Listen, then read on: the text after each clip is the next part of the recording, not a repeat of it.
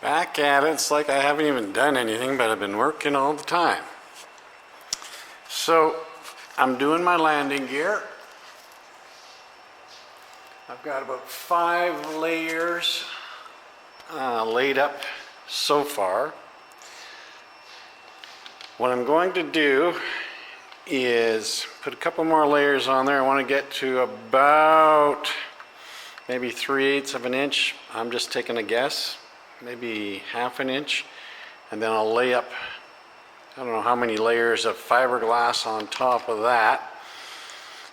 It's already stiff, so it's going to be stiff. Fiberglass will make it even stiffer. That's just a concept. I haven't found anywhere on the internet where they actually build landing gear like this. I don't know if there's something else that would be similar. I'm an old downhill skier and I've broken a lot of set of skis, and if you take a downhill ski and you cut it, you'll see all kinds of stuff layered up in there. And I know they've used everything from a honeycomb core, aluminum in there, metal in there, laid up with fiberglass. Wood is a common one. So that's my idea in building the landing gear. We'll see how it works. Got the tires. I'm going with a bush tire. A little bigger, a little rounder, a little balloonier, because I am in the mountains and that's what we do around here. Landing on my old buddy Buzz's field. Gas tank, I've set it into place. I'm making a plug here. So it's going to look something like that. Just get that out of the way. And will fit right down in there. And then I've included that little sump. I've got to do a little more just forming, shaping on that till I get it to something that's nice and smooth. And then I will go ahead and fiberglass that up. I'm going to try it anyways, see what it looks like. I'm going to do a mold. It'll probably be a 2-piece kind of deal. I'm not sure where I'm going to split it, in half this way or in half this way. I'll see what might work best for that. Make a fiberglass mold for the gas tank. I showed you the landing gear, and I've showed you the wheels that are going to go on there. Now I'm trying to figure out brakes and an axle. So I've drawn up an axle of what I want it to look like. That's the actual axle. That'll be the spindle axle to bring it out a little bit further. And a mount that will go on the landing gear.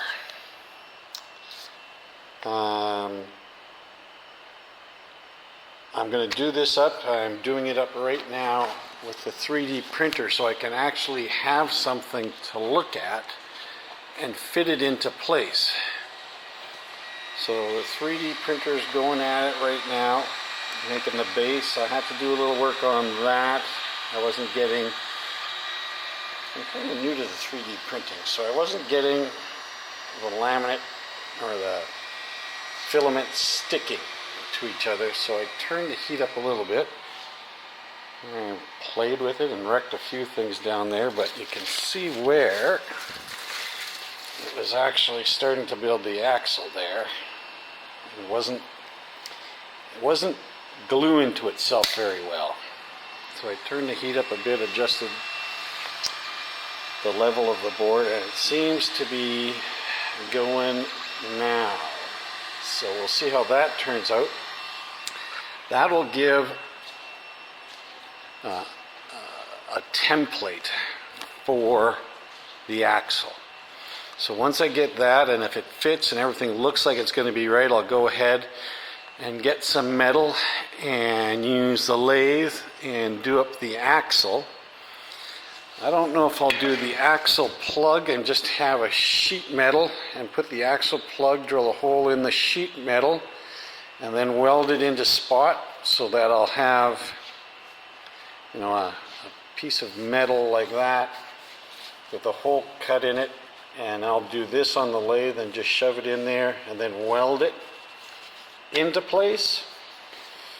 I've got to see how I'm going to do that. I have to have things built and stick them together to see, and then the other thing that I'm going to see is when the wheel's on there, I can do something on the lathe to get a mount for the disc, have it going around, then I'll build a mount onto here for the caliper, to put the caliper on there.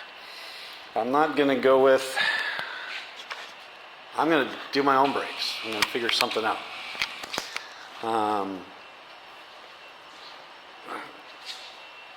Airplane brakes are incredibly expensive. I'm thinking I could use either a motorbike disc, a smaller one, a mountain bike disc. You got to remember that this plane lands 30 to 40 miles an hour, which is relatively slow, and you're only landing once or twice a day. Depends on what you're going out and doing. So that brake has to just slow you down from 30, 40 miles an hour. And it's mostly used probably for taxiing around.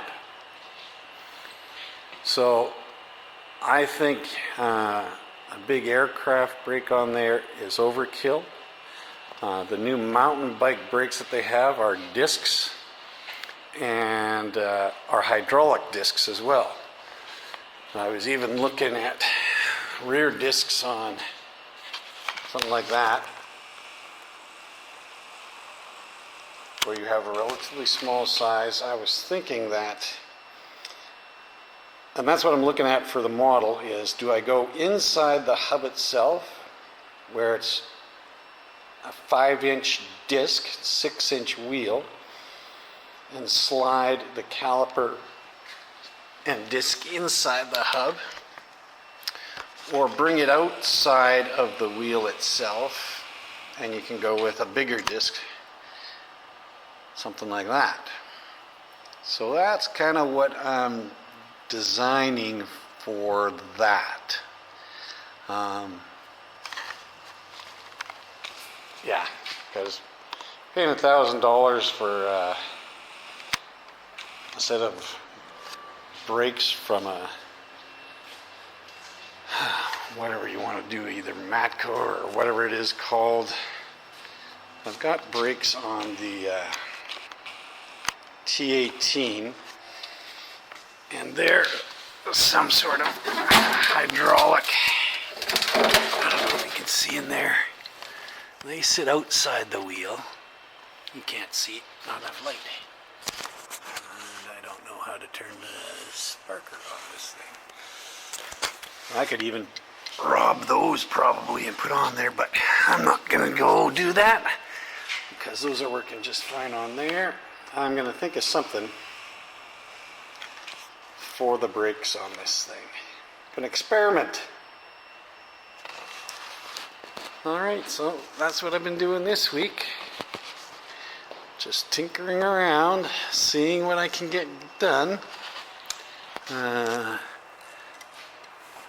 I'm smoothing that out a bit to get a nice transition onto that to go over the spar carry through. I've got this one done here. I need to do one more just at the bottom here, like that one there. And the turtle deck will be done. I've started to round these off. Just took a router to that, one side then the other side, to get a nice rounded edge on those so that the fabric will sit nicely across there. I'm going to come up with the scalloped back end here. Slowly but surely, she's coming along.